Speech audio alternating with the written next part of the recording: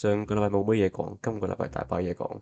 咁首先咧，佢好明顯係知道咧呢個日本嘅稱呼咧係要嗌姓嘅。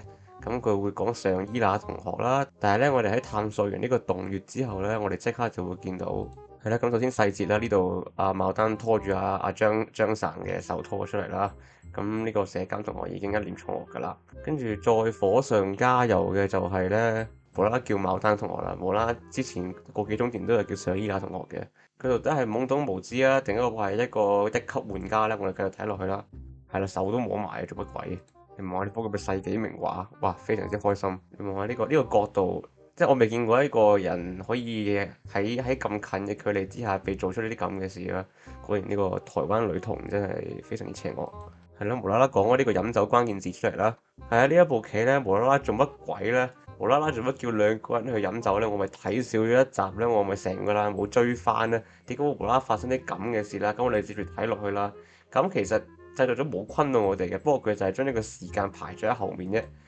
係啊，呢位張女士真係一級玩家，果然係邪惡台灣女童。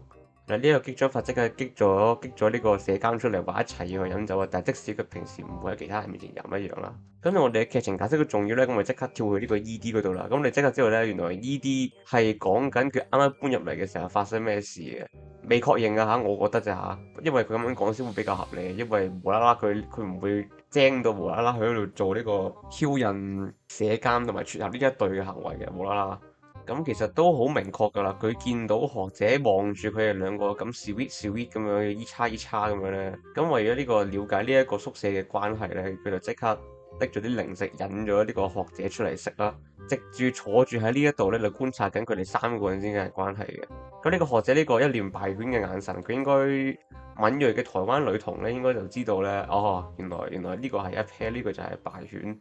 咁我唔知點解佢無啦啦想佢輔助學者啦，我哋未冇睇漫畫最新嗰集就未 update。開住酒罐頭嘅，即係開台灣啤酒嘅人咧，得呢個張景南女士一個人嘅啫。呢度已經感覺到呢個 chemistry 啊，呢個化學反應嘅張女士咧，就開始佢嘅行動啦。至於點解佢要開始佢行動咧？呢個就我未摸明啦。係啦，佢就同呢個學者開始混熟啦。咁點解無啦啦要開始促成呢個牡丹同埋呢個社交呢一對做總加速師咧？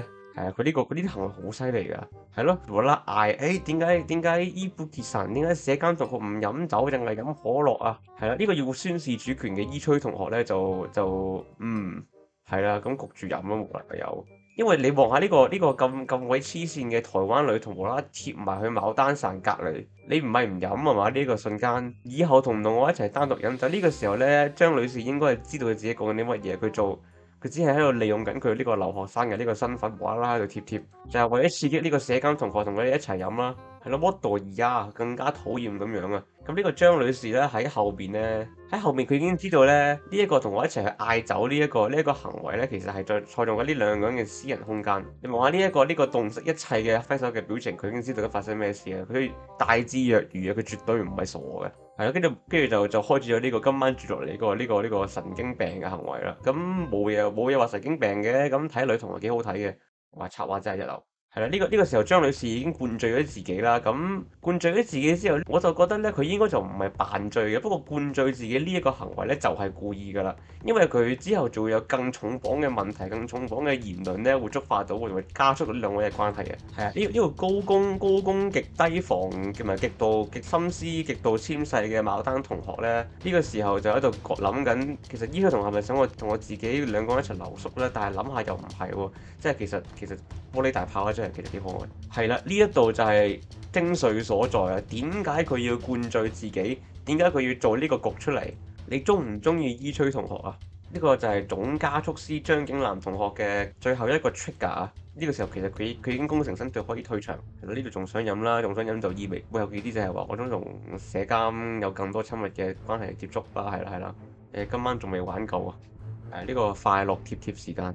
話呢啲你對我嚟講係特別嘅，你唔係外人什麼，哇！呢啲我都希望會遇到一個咁嘅人。係啦，呢一個鏡頭都已基本上係明示㗎啦。其實佢根本就知道一切嘅行動，佢根本就計算咗所有嘢。呢個時候就好識趣咁樣拎住杯水退場啦。咁我就覺得佢嘅目的一開始就唔係要攻略牡丹同學嘅，一開始佢就係要做總加速師嘅，就促成呢一隊嘅。咁促成呢一隊之後呢，我就覺得咁樣你可以令呢個學者更加快死心啦。係啦，咁佢自己就可以快速攻略呢個學者啦。至於點解佢要咁快速令到學者死心之後可以攻略學者呢？我就唔太知啦，因為我係冇睇漫畫嘅。我哋整下回分解。呢個貼貼收尾真係非常之好嘅 ending。